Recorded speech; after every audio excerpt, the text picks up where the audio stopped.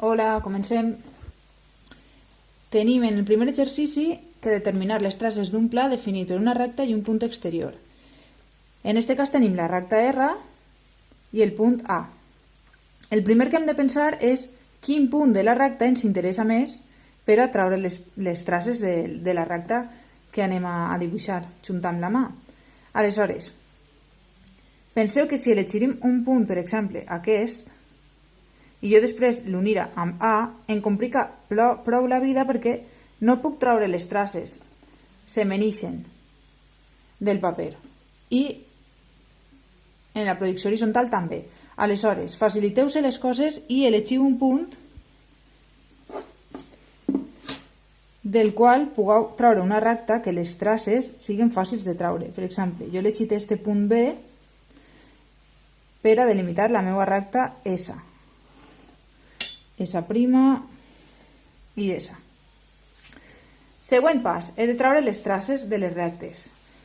Bé, comença per R. H', B i B'. Anem amb les traces de la recta S. Així estarà H', així estarà H, i ens falta treure B, que està així, i B', que està així dalt. L'últim pas de l'exercici és unir les dues traces horitzontals, que haureu vist en els exercicis corregits que jo he encerclat les traces perquè realment són els punts importants que hem de tindre en compte a l'hora de determinar un pla. Aleshores, si jo unisc les dues traces horitzontals de la recta S i la recta R, me determinen el plano P, la projecció horitzontal del plano P.